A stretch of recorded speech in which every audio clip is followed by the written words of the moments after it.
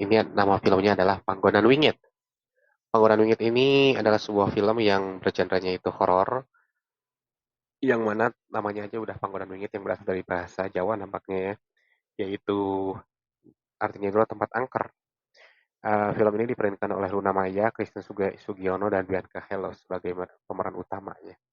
Jadi film ini tuh bercerita tentang uh, sebuah tempat di mana selalu terjadi suatu hal yang janggal di tempat tersebut yang di sini dilatarkan oleh hotel gitu ya.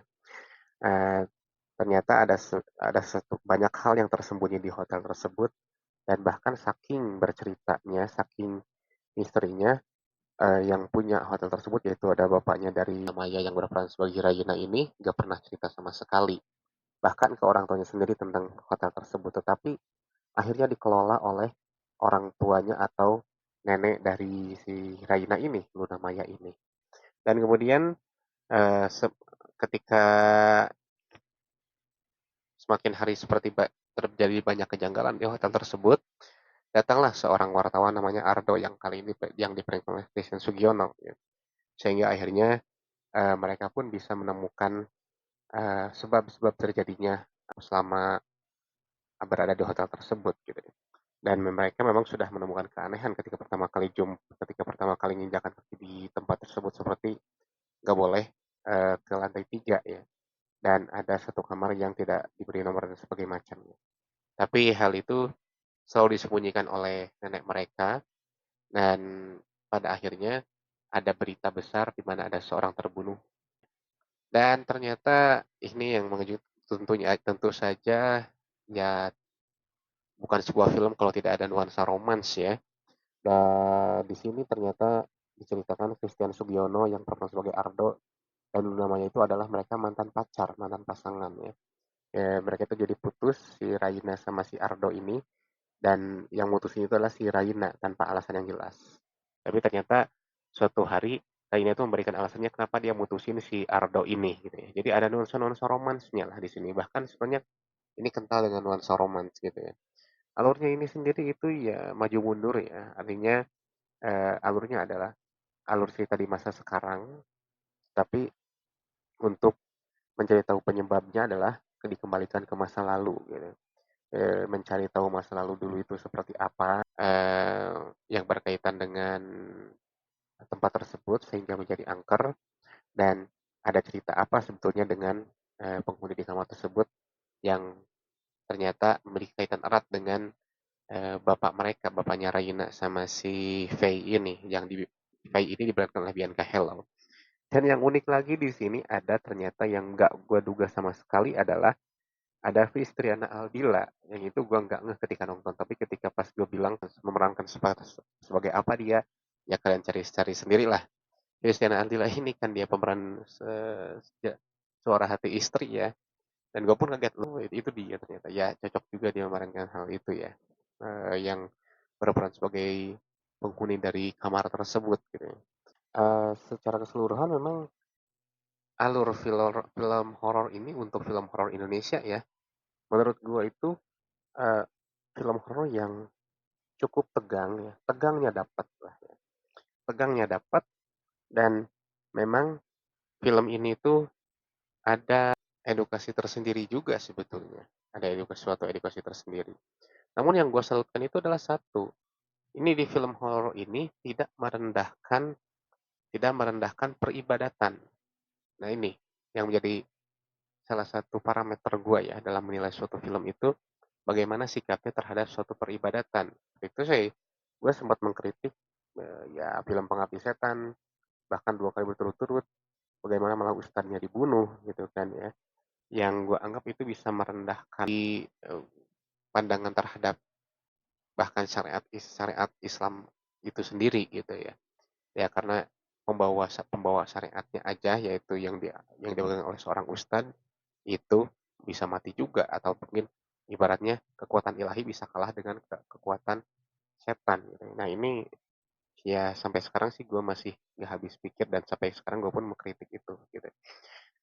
Tetapi di film ini gue salutnya itu enggak ada satupun serangan-serangan terhadap orang yang sedang melakukan peribadatan. bahkan ibaratnya mereka membantu secara doa. Nah, di sini justru menguatkan suatu peribadatan. Dalam hal ini peribadatan ritual agama Islam ya, yaitu sholat. Dan ternyata si Rain ini mengalami suatu pergolakan dalam jiwanya, di mana dia sudah nggak pernah lagi sholat gitu ya, sudah nggak pernah lagi mendekatkan diri kepada Allah ya, kepada Tuhannya, dan karena masalah pribadi gitu. Dan disitulah keimanannya diuji, lagi diuji juga. Jadi di sini edukasinya sebuah ketika keimanan itu sedang diuji. Dan bagaimana di sini ya, namanya juga film ya, bisa dibuat apa aja oleh sutradaranya, tetapi yang nggak boleh dihilangkan itu esensi dari suatu hal, yang dalam hal ini adalah keagamaan, di mana di situ diperlihatkan ya, suatu peribadahan itu dia bisa menghalau segala kekuatan jahat. Bahkan ini saking santunnya ini film, jadi yang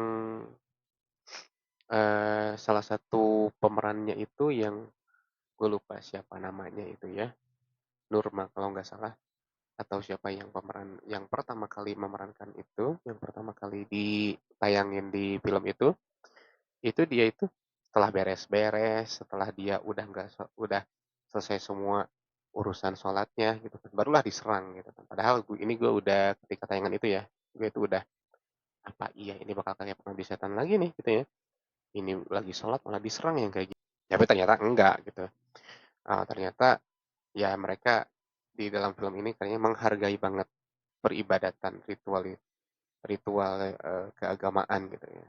Bahkan ya gue bilang tadi saking santunnya ini film, ketika semua udah beres, udah dilipetin mukenanya, udah dilipetin sajadahnya, barulah diserang sama itu iblis. Ya, nah, ya itu masih mending lah gitu. Dari ini kan sebenarnya memang kuat banget nuansa romansnya ya film ini.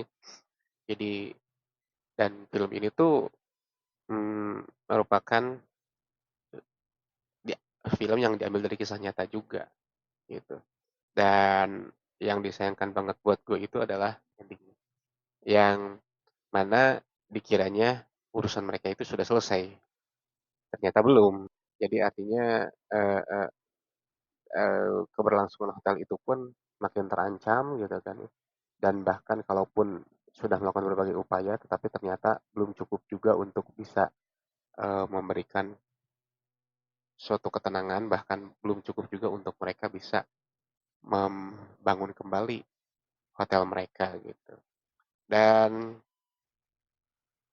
di part terakhirnya itu adalah kejelasannya kenapa misalkan si si arwah ini tetap penasaran gitu. Itu penjelasannya ada di segmen terakhirnya banget, yang terakhirnya banget. Jadi memang film ini nggak bisa kalian tonton nggak sampai habis, harus sampai habis nih gitu. Harus sampai habis meskipun penjelasannya juga, ini penjelasannya kenapa dia masih ada di situ nggak muasin gue sebagai penonton ya. Artinya ya tanpa gue mengurangi rasa hormat kepada yang pembuat film ya, karena bagaimanapun itu adalah sebuah karya, gue hargai sebesar-besarnya karya. Gue ini termasuk orang yang sangat mencintai sebuah ilmu, apalagi sebuah karya ya. Karena ketika dalam sebuah karya berarti ada sebuah ilmu, dan ketika kita mencapai suatu ilmu itu, ya ada suatu effort atau suatu perjuangan sehingga kita bisa berada di titik di mana kita dalam tanda kutip menguasai ilmu tersebut gitu. Dan sebetulnya film ini bisa dibuat lebih greget lagi gitu. Isi oleh suatu ungkapan-ungkapan atau alasan-alasan kenapa dia tidak mau melepaskan diri arwah tersebut dari eh, kamar tersebut gitu ya. Dan tetapi yang paling gue hargain itu tadi tidak mendiskreditkan ritual keagamaan gitu kan. Sekali lagi tidak mendiskreditkan ritual keagamaan. Dan itu yang paling penting. Yang paling pentingnya itu adalah itu. Karena ini bagaimanapun ini adalah negara beragama ya. Ya gue sangat poin ke situ karena itu nilai yang harus dijaga seutuhnya sampai kapanpun, bahwa kita adalah sebuah bangsa yang beragama, yang juga bagaimana di mana agama itu memiliki moral gitu. Memimpin moral-moral kita semua gitu. Jadi memang itu harus tetap dijaga betul. bahwa nah di sini ada adegan di mana Luna Maya itu melaksanakan sholat di sebuah guha, ya, di sebuah guha untuk mencari kuburan dari si arwah tersebut.